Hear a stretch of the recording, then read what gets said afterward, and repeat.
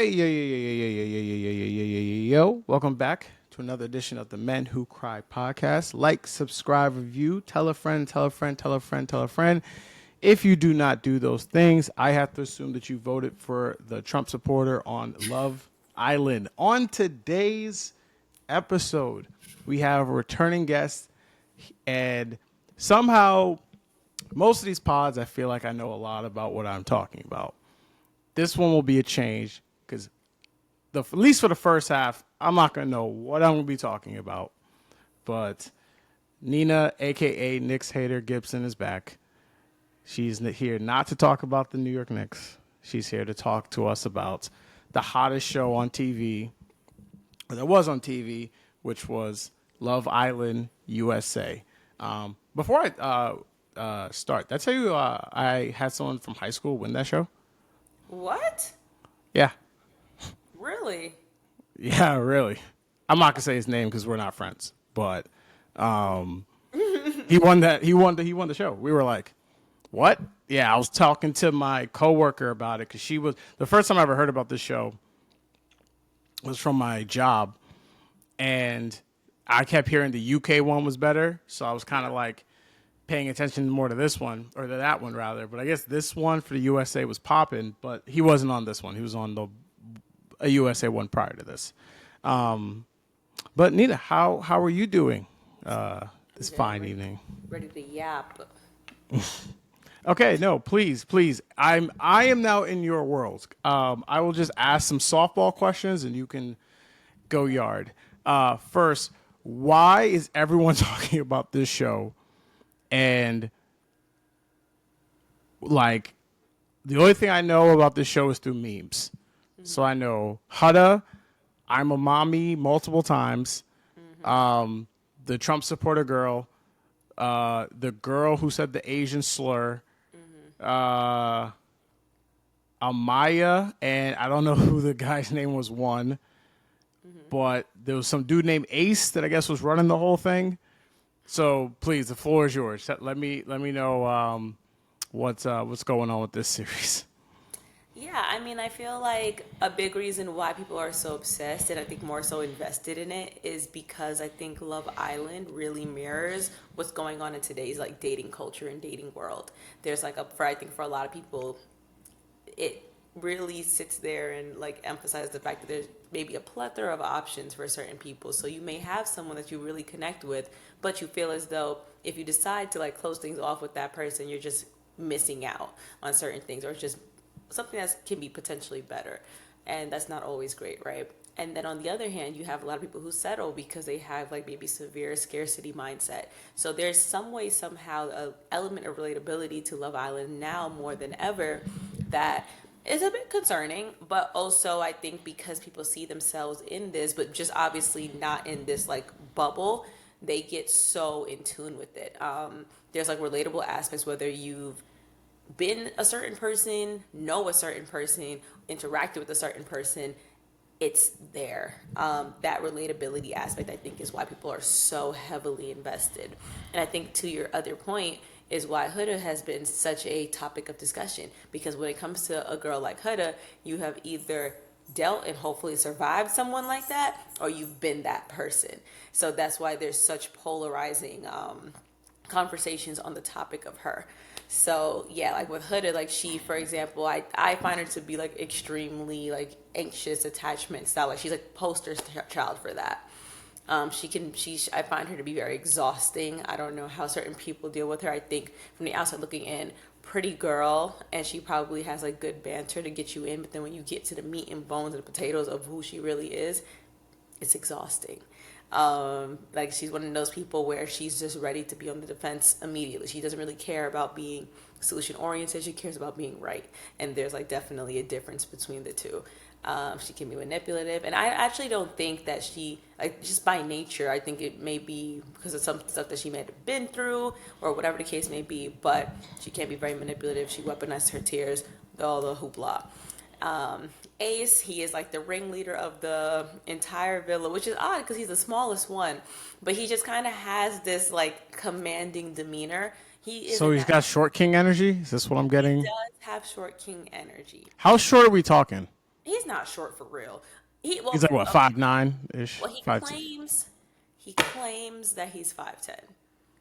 So he's On like the five show, eight.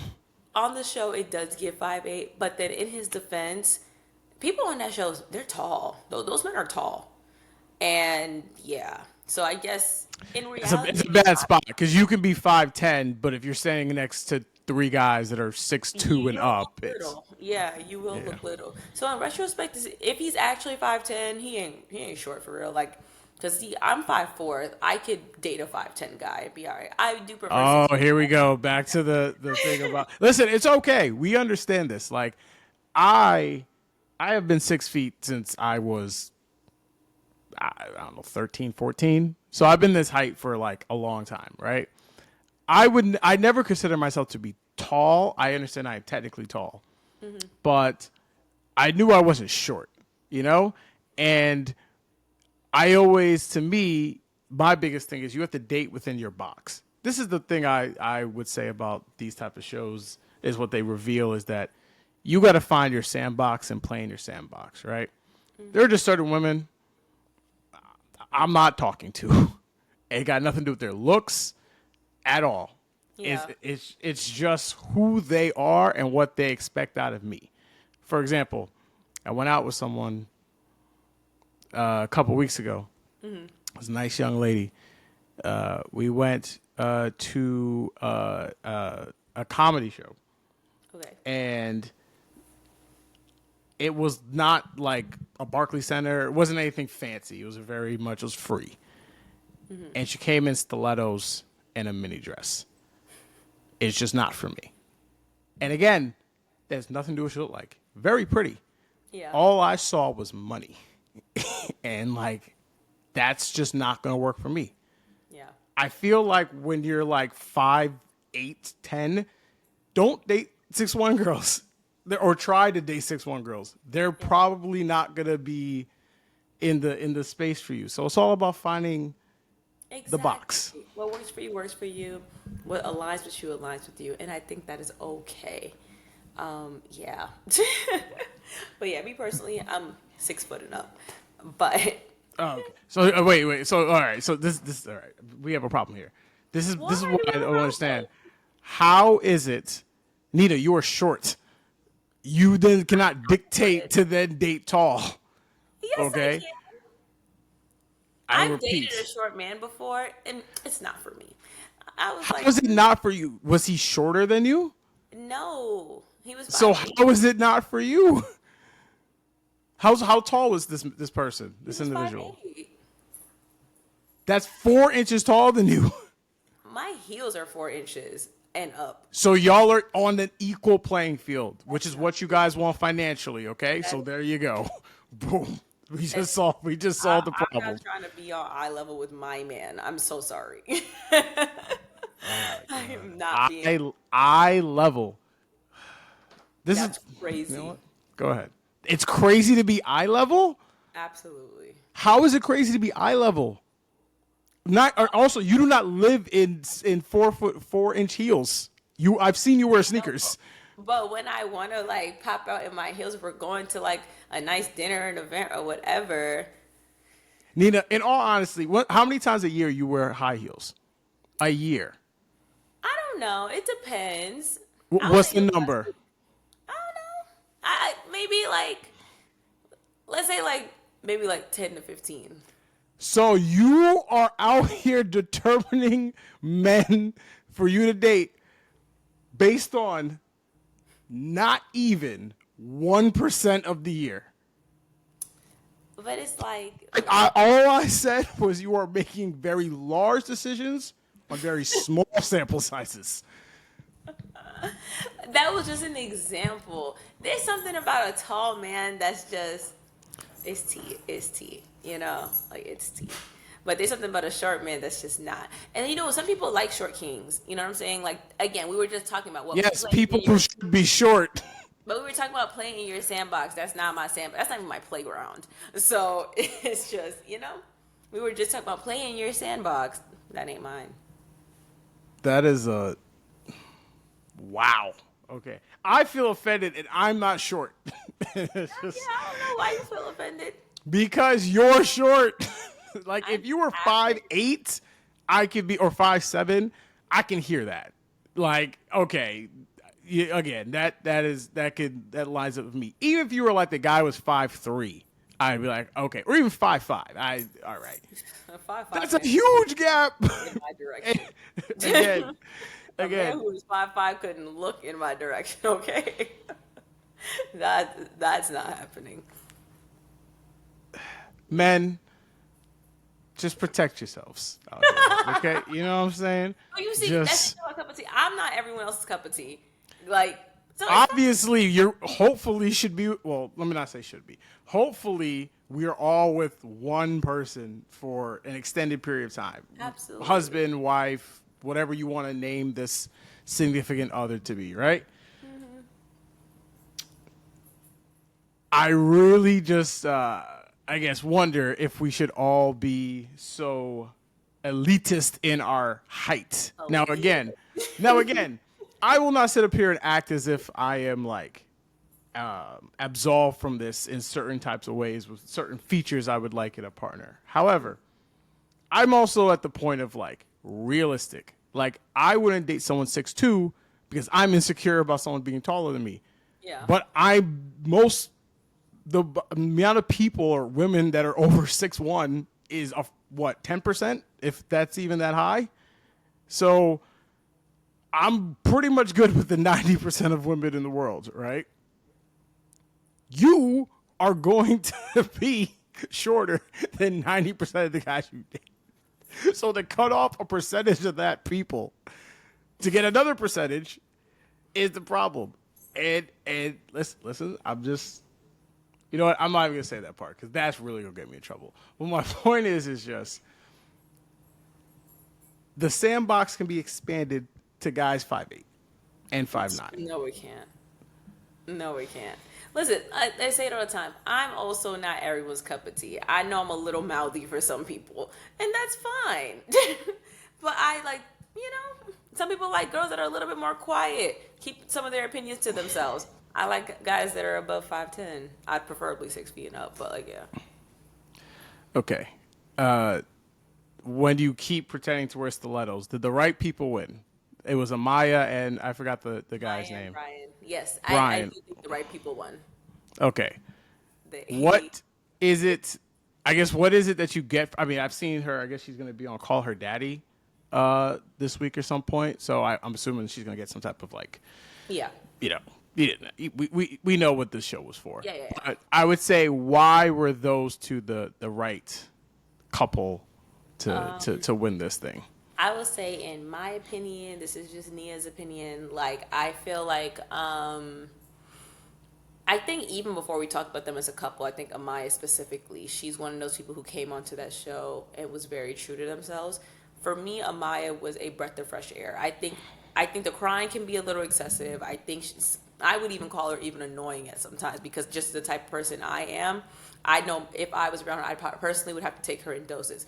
But what I appreciate is that she is herself through and through, regardless. There's a lot of people who tend to change themselves, especially if multiple people are saying like the same things about like that same person. They may think, okay, maybe something's wrong with me. But it's just like, again, Amaya is just not everyone's cup of tea. She's very emotionally expressive. And maybe for some people that's a lot, but on the other end of it, it's nice because you never have to guess what is going on in her head. You never have to guess whether or not she's happy, sad, angry, annoyed, or whatever with you.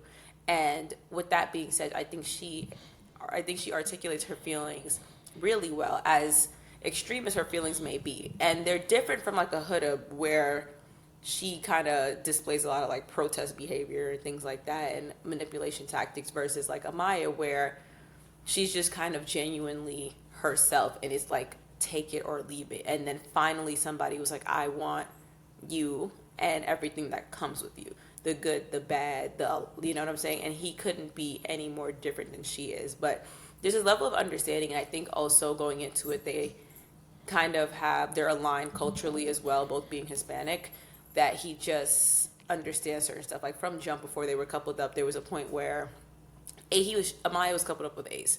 And Ace is one of those people where it's a very slow burn, he doesn't like the pet names, at least initially. And Amaya was very much so she's like off rip. Hey babe, this and a third, my love, this and a third, whatever, whatever. He says that's a lot for him, that's too much, da da da da, and she's respect that. Brian jumps in, he's like, maybe you're unaware, and he didn't do it in a combative way, right? But he was just defending her, like kind of giving just some context, some cultural context. In Hispanic households, we are very quickly, mi amor, my love, baby, best, like you know what I'm saying, and giving that context and defending her. And he wasn't coupled up with her. He didn't owe her anything. He just jumped in and did that, and that's where you can see the spark begin to grow within. Like he just had kind of has that understanding, and again likes everything that she comes with. And I think they were probably are they the best couple in the world? No, but they're probably the realest one that on that island, which I guess this year wasn't that hard to do. But I voted for them because, quite frankly, everyone else, I don't really think they deserved my vote for real. But Amaya for me was very refreshing. It's always something refreshing about somebody showing some level of authenticity and being themselves and not worried about whether or not they'll be labeled this, that, and the third. She's kind of like, label me that, but I'm not changing, which is really nice. It's nice to see, especially in this day and age where you see it happen in real time and maybe guilty of it. Where it's like if some people are saying some stuff about you and that's just genuinely your personality, you kind of make yourself small, shrink your needs, and then like everything that comes with it. So I'll say like for me personally, I really resonated with that, and that's really nice. Especially I think being like a woman in sports, especially I tend to have to shrink myself in certain capacities when I'm around certain people. So again, and kind of to my first point, this is why people like the show so much. They get so invested because there's that level of relatability in some way, shape, or form. So yeah, I think the right people won. All right. So these people ain't together in real life, right? This is. I mean, as of right now, I don't know if they put labels on it or whatever. Because remember, Love Island ain't the real world for real. And I mean, none of this is the real world, but I'm saying, like, are they yeah, gonna fake this for 2 weeks and then end this, or like, how is this? Are these two? I Do mean, I these guess two actually seem like they like each other? yeah, I guess it depends. We'll see how it is because now there's that transition period where they're going from like this bubble where it was just them two plus maybe six other people to now the real world, and they have to conform to that in a sense because they and on Love Island you don't have your phone, you don't have outside distractions. You are kind of just you're all in about your couple. So now you're going to see another side of. Sorry, all that jingling is my dog acting a fool. So Is now he you're trying to tell you that Amaya and Homeboy should not be together? Are they not about to be together in a week? I don't know. I don't know. Like honestly speaking, it really depends on how they're able to adapt to the real world. Like, and they're not going to be in the same house essentially anymore. They're not sleeping in the same bed every night. Amaya's from New York, Brian's in Boston, and while it's not far from each other for real, it's very different from what they are used to and how they met. So it depends. So I mean, like last year, listen, Serena and Cordell are still together. Leah and Miguel are still together. Janae and Kenny are still together. So it really depends on how they are able to adapt and if their relationship can survive the real world, even though they built a foundation in this bubble of Love Island. So it really depends because there's some couples that will really surprise you. Like there's a couple from last season of Love Island UK that got engaged this week. So like Okay. another one from like season like India and Dami are to this day are my favorite Love Island couple. They're from Love Island UK. I think like season 9. They're still together to this day. But then you have others like Ella and Ty. They were a fan favorite. They didn't last a year. So I think it's situational. Okay. Well, I hope I showed myself to be someone that could actually care about this for more than 10 You minutes. should watch it for real. I would rather shave my legs and go into a tanning bed I'm than telling watch this you. show.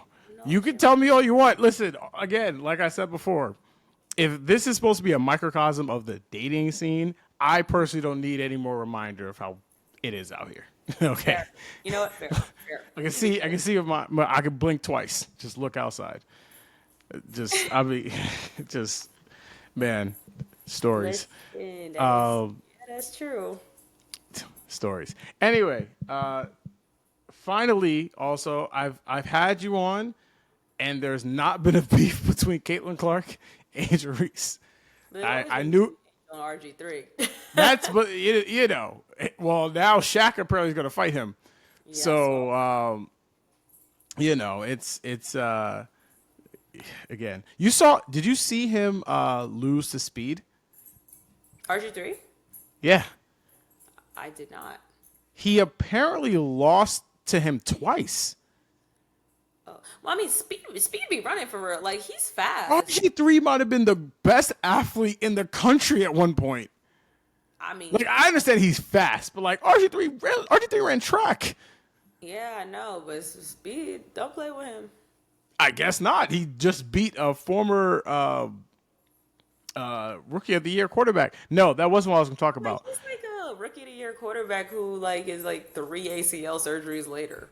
But I mean, you not okay. This goes back to my point. Did you ever see that episode of Atlanta? You know what episode I'm talking about with Michael Vick? There's an episode of Atlanta, and this is towards the very end. This is season 1, and Mike Vick is racing people in the parking lot, and I think he's racing them for $100. So he's racing people. Donald Glover, whatever his character shows, is like, I'm gonna race him. So he gets in and then starts racing him. They don't show you the race. They kind of just show you a little bit of a snippet of like the start of the race, and then he's just in the car heading back home with his girl, and his girl just looks at him and goes, "That's Michael fucking Vick," like indicating that he got his ass kicked. So it's like, just because, and mind you, Mike Vick, when he did that was like, I don't know if he was 40, but he was pushing 40. Yeah. You know, like the idea that we humans can simply just run and jump as fast as these professional athletes, I think is a very much a idea that is not true. But to your point, Speed is very fast and probably is in his prime. Fast, and here's the other thing: Speed is young. He's young. I don't think we're singing the same tune if they're the same age. And from what I know, like, listen, I work in track and field, and there's a reason why the sprinter's lifespan is so much shorter than a distance runner's. Sprinting is so much on your body. Yes, you are probably only running 100, 200, and 400 meters to qualify as a sprinting event, but it's a lot. The training, the rounds, running those times, it's a lot of pounding on your body. And after a certain age, you start to slow down and decline, regardless of how fast you once were. Because Usain Bolt right now, maybe he's not beating Speed right now. He's the fastest man to ever live. Usain Bolt got what I like to call the Caribbean pregnant belly. As a Caribbean man myself, I make sure I stay on top of this forever. It is genetic. Okay? My uncle got the same thing.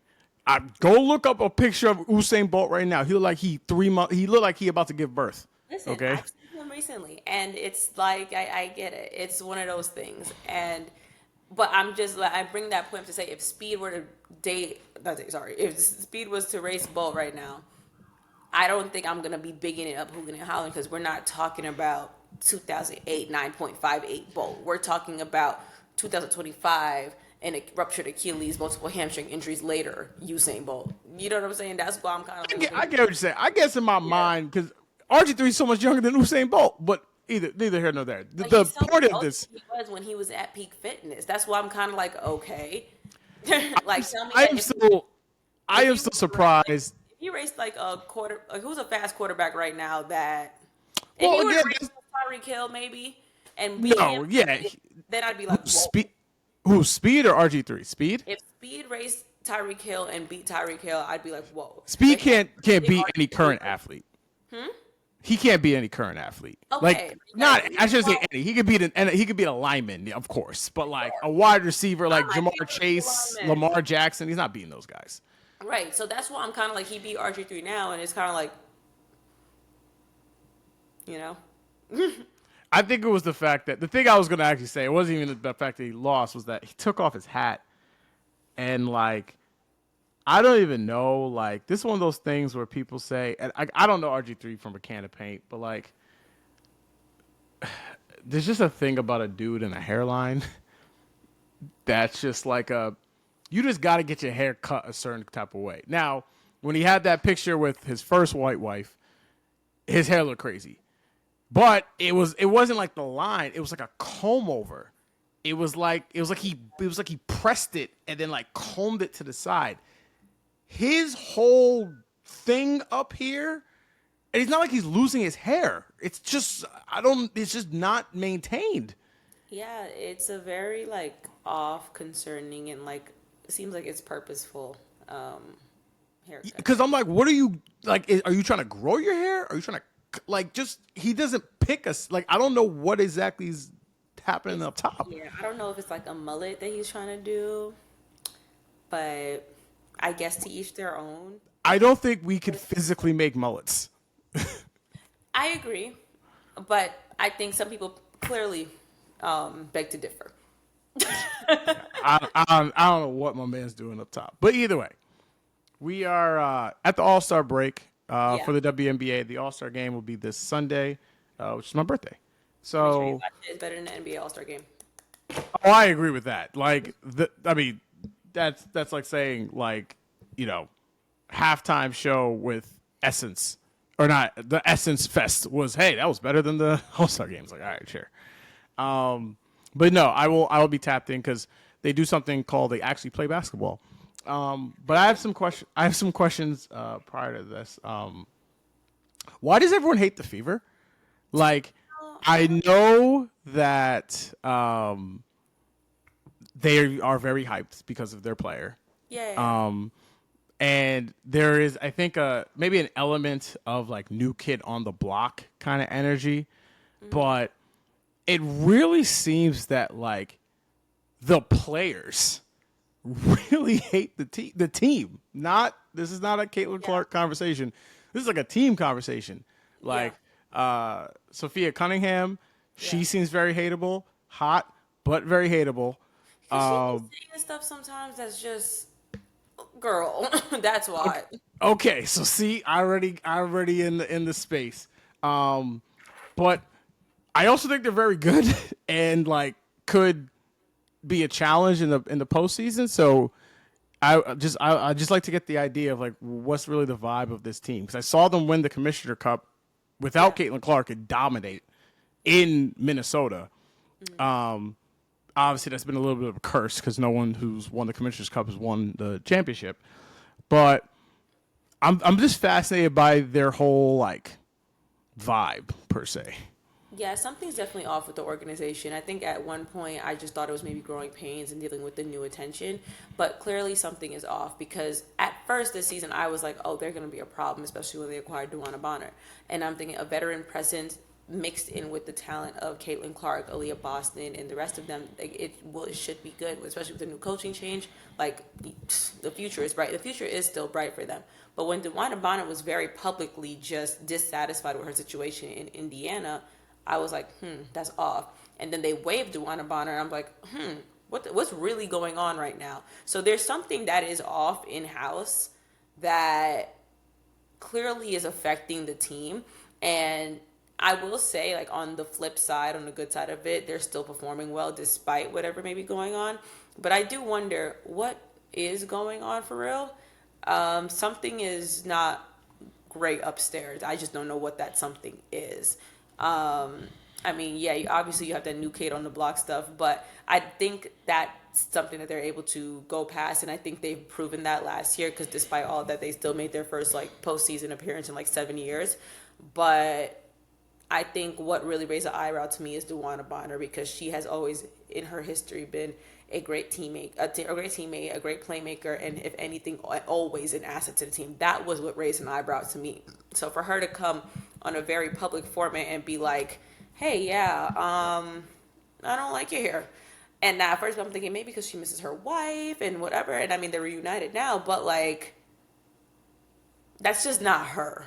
Like, yeah, just from what we've seen. I don't know her personally, but just from being a fan and seeing how she moves and maneuvers, especially within media, that's just not how she is. So I do wonder what is going on with the Fever organization, but something is off. And then Sophie Cunningham, she just be talking for real. There's no reason why, like, during, like, the expansion, you're doing nothing but you should be only celebrating instead of saying stuff like, who wants to play in Cleveland? Girl, who wants to play in Indiana? So I don't really understand some stuff that comes out. I think she's intrusive thoughts win for her. I think that might be it. Can I zag for this? I kind of like it not what she said. Okay. But I have a strong belief that the difference in going from bad to good is talent. The difference between going from good to great is confidence. And I don't know. I watched that team play, and like they won't have Clark out there, and I was like, oh, they're sunk. And then somehow they made this Commissioner Cup game, and I made a point to watch because I'm like, okay, they're going against the Lynx. The Lynx were the best team. They're still the best team in the league Yeah. up to this point. And like they like kicked their ass in my eyes. Like the game wasn't close. Yeah. And the fact that they did that in Minnesota Yeah. while Clark was hurt, I thought that was a big win for them. They've beaten the Liberty this year as well. Caitlin played in that game. They're going to play them 2 more times this month, so we'll see how that goes after that point. But I don't know. Like, it kind of just reminds me a little bit of like when the Pistons were kind of coming up, not the Isaiah Thomas ones, the Chauncey Billups teams, where it was just like Rasheed Wallace just said a lot of shit and fucking hit people a lot. Ben Wallace was annoying ass to play with. You know, Chauncey Billups had a lot of shit to him. I don't know. Like, I think that they are having a sense of identity that's coming in because last year was like, okay, this cute story. I should say cute, but it was this nice story. The Olympic break comes into play. Caitlin gets super hot. They win a bunch of games. They get into the playoffs, but they get dog walked, right? Yeah. This year, there's some real expectations. Caitlin was second in MVP voting. She's not going to win that. They were, I think, the third. I think they had the third best odds to win the championship. I believe, if I can remember correctly, behind the Lynx and the Liberty. And I think they had like real expectation. And for the most part, Caitlin's been in and out due to different injuries. And the team was kind of up and down, but they've had a lot of like really big wins. You know, they beat maybe Vegas isn't as good this year, but they beat the crap out of Vegas. You know, they beat them by 30 points. I don't know. I think there comes a point where like you got to stop being humble and kind of take what you think is yours. 100%. And That's Sophie. But yeah. I'm honest, as someone who's rooting for the Liberty, I am very interested if these two teams match up because I really think they have like something to them. I think that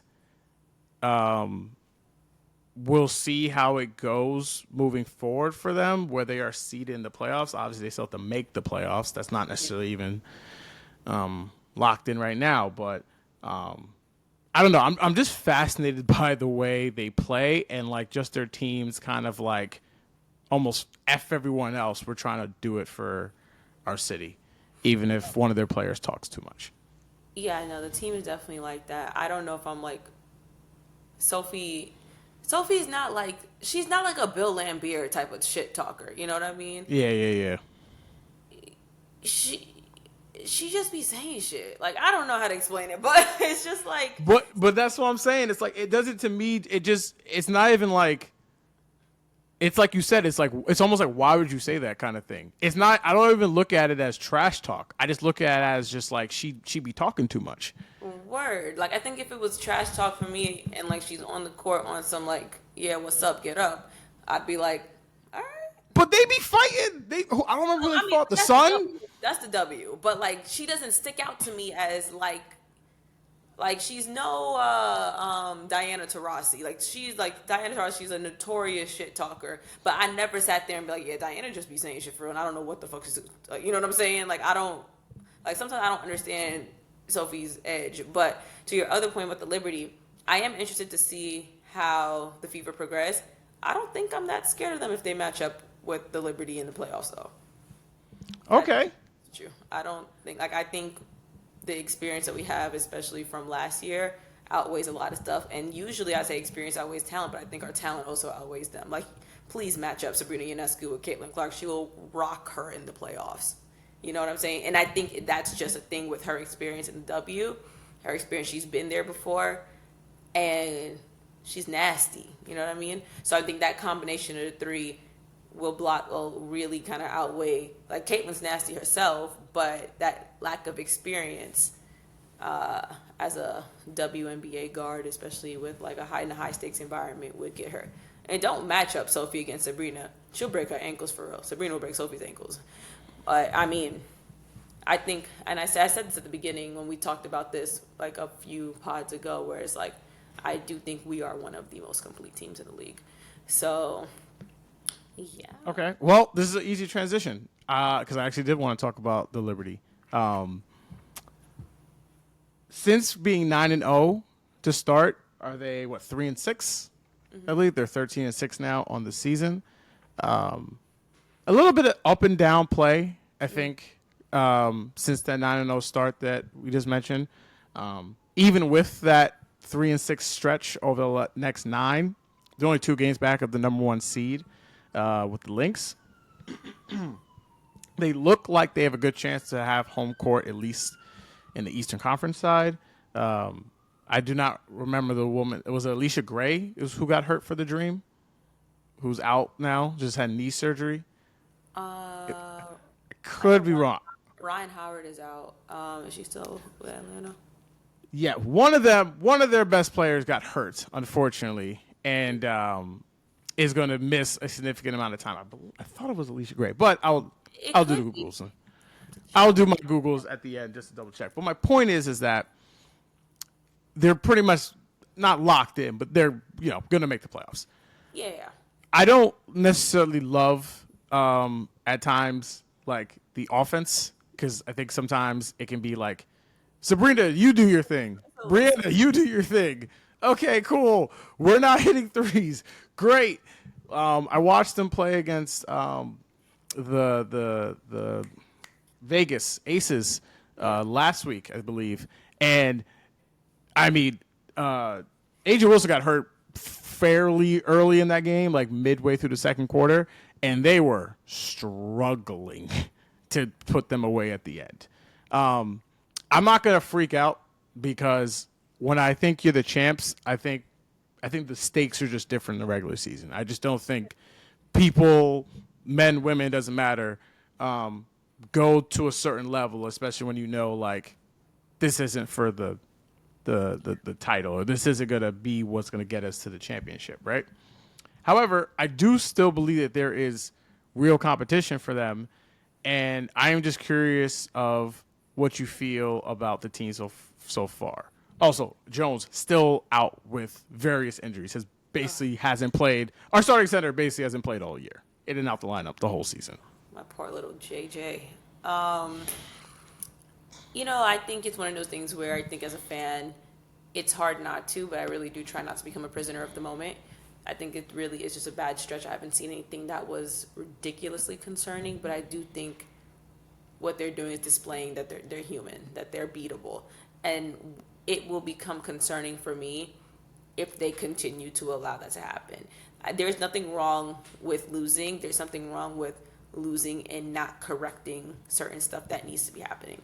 Like, I think sometimes the Liberty have an issue with like protecting the ball, and that's been an issue for years. They just have been kind of lucked out in certain scenarios because maybe sometimes when they don't protect the ball, they have enough of a lead where it's just too much of a hole to climb out of for the other team. Or sometimes they'll just go on like a whole like 3-point like collision and just start shooting the lights out, where it's okay, maybe their sloppy ball handling on the other side is not as significant because of what they're doing offensively. But I think if they continue to be sloppy and maybe quite frankly a little comfortable, then we are concerned, because now you're showing certain vulnerabilities to other team, exposing gaps and holes in your gameplay, and then now it's like not only are you beatable, it's like we can really kind of knock them out. They're like figuring you out. I think that's when it's going to be a cause for concern. I think it's a little premature to be scared, but I think enough to raise an eyebrow and watch and see how Sandy Brondello is going to decide to make certain changes. I don't know if some people need to be sat. I don't know if they need to like dig a little deeper into their bench.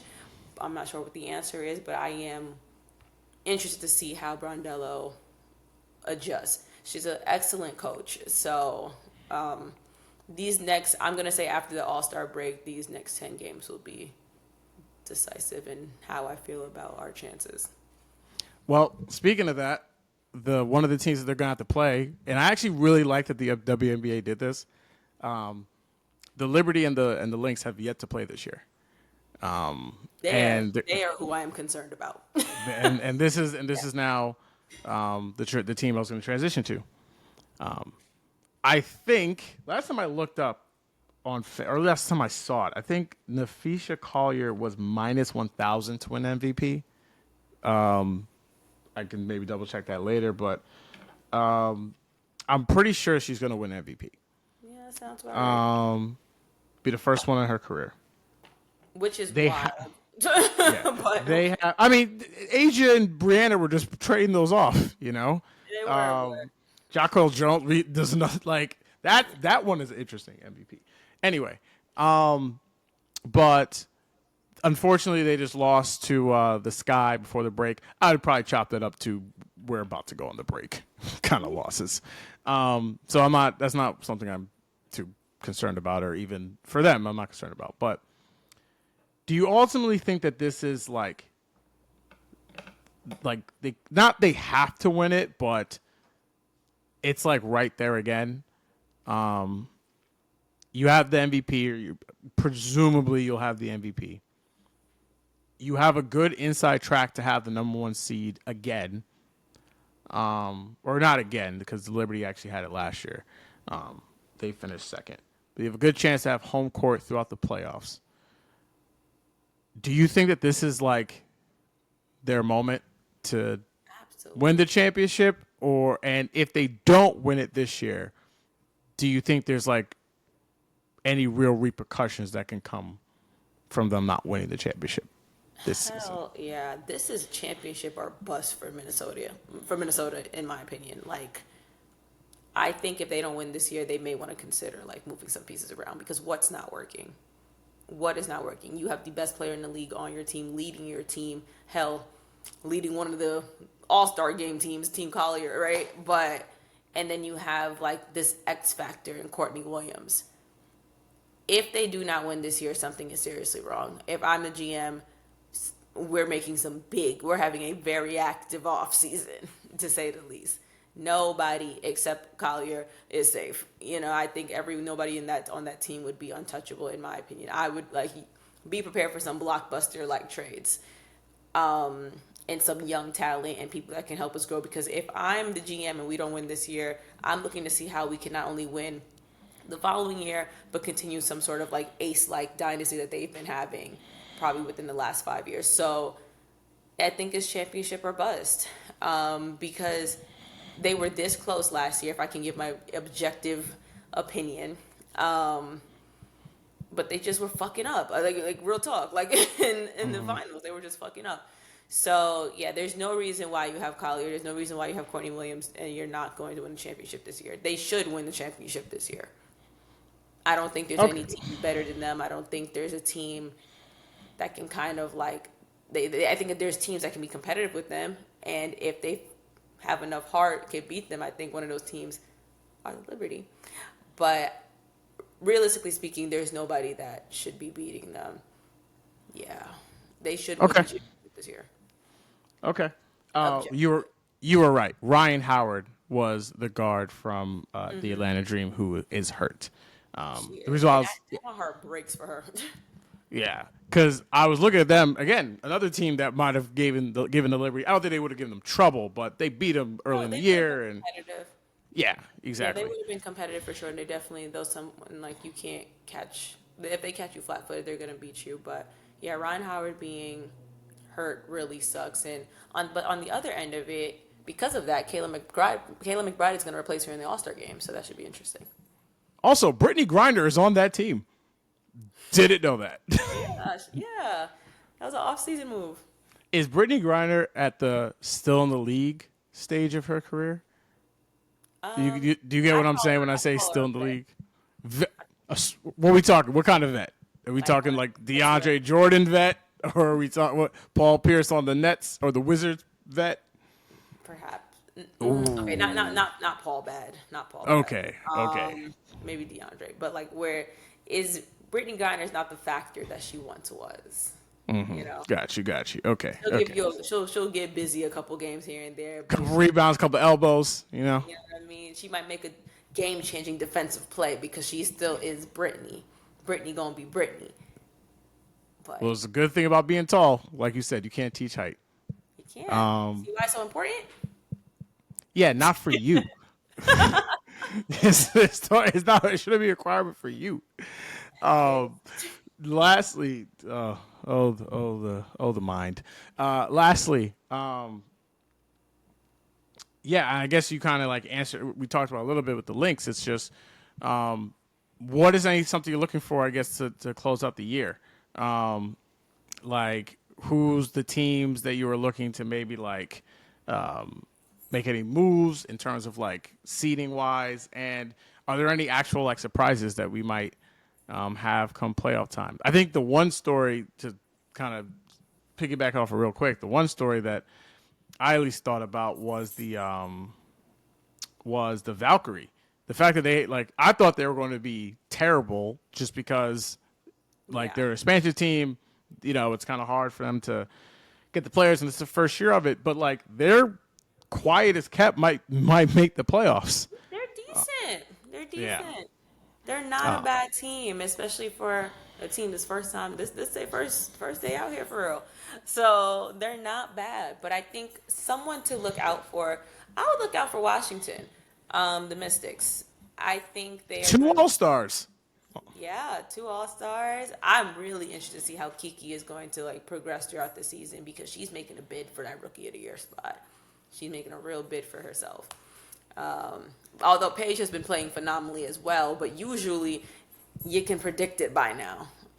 Kiki's making a real bid for herself in that. So everything's going to be really interesting. And I think, although technically speaking, the All Star game is a exhibition game. What is in your mouth? I think the All Star game is an exhibition game, but I think it's going to really separate some of the girls from the women, and it's going to really like people are going to have some statement like games, kind of similar to like Caitlyn played really well last year, for example, and really just asserted her spot in this league. And speaking of Caitlyn too, like you can really get off like on so many rabbit holes when you talk about this. She's going to be competing in the 3-point contest for the first time. So, yeah, this All Star game I think is going to be very interesting. It's really going to separate some people from others, and I think people are going to really like. Some shifting's going to be happening, but not to get too much off of a tangent, I would look out for Washington. This is the first time in a while they're above the 500 mark. They're 11-10. For them, it is really good. Like these last few years for them has been rough. Rough. Yeah, no, I saw some of their games Yeah. last year. They were pretty And bad. yeah, it's been rough. But I see it feels like they're finally getting their footing. It feels like they finally got it right. It feels like they moved around enough things, and like it feels like again, I don't think they're winning a championship this year, but they could be making the postseason, and they could be a dark horse for certain teams. I wouldn't be surprised in the first round they may surprise somebody, because that team got hard. That team reminds me of the Knicks this year. Maybe not as much talent though, if that makes sense. Just the amount of heart that they display when they play. Yeah, and they fired the coach, but never mind. Yeah, yeah.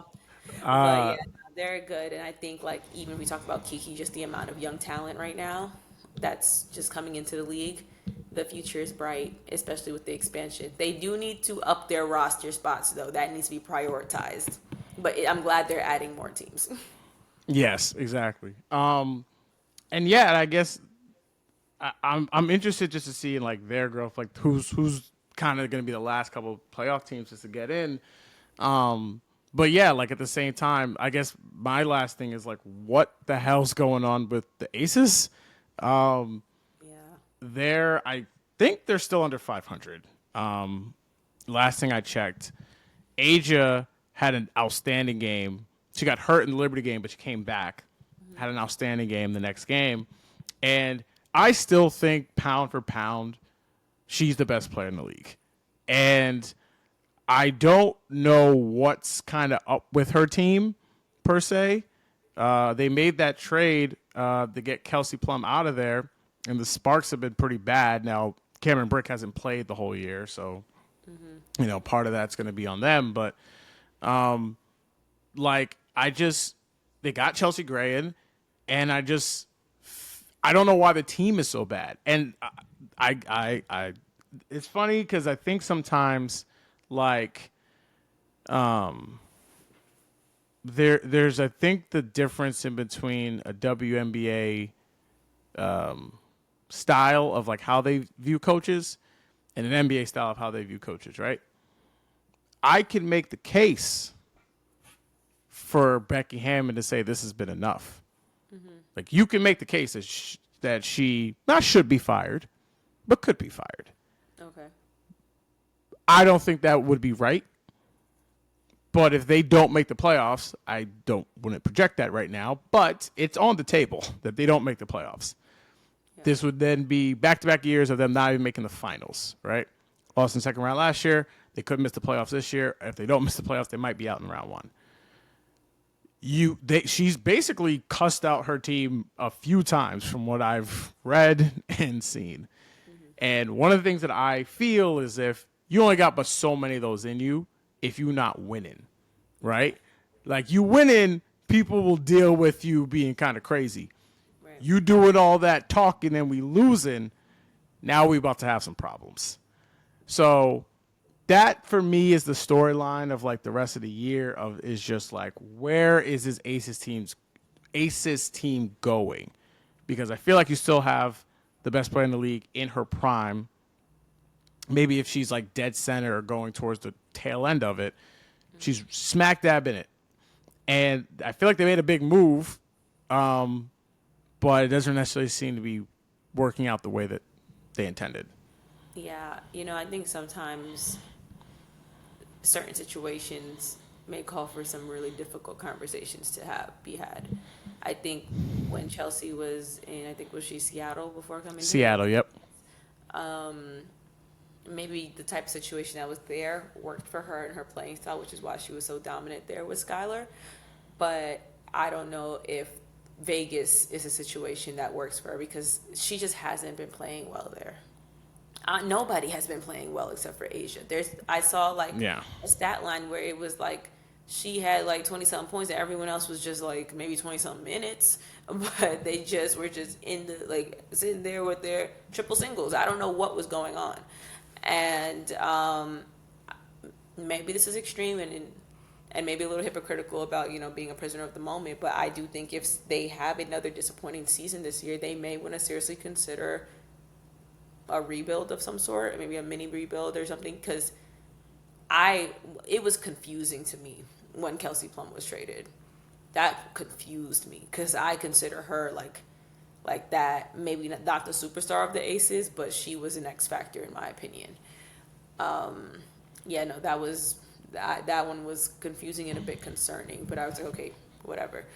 But yeah, I think some difficult conversations may need to be starting to be had in Las Vegas because it's just not good. Not for a team that just won 2 years ago.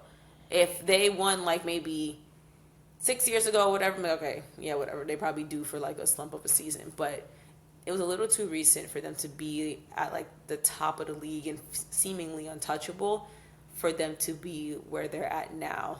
This is bad. Like, in my opinion, like this is very bad. Yeah, they might miss the playoffs. The playoffs, and you have one of the best, if not I think Nafisa right now, July 15th. I think Nafisa Collier is the best player in the league. But let's just Asia Wilson. To your point, pound for pound, I'd say yes, she is. There's no reason you have an Asia on your team, and this is what's happening.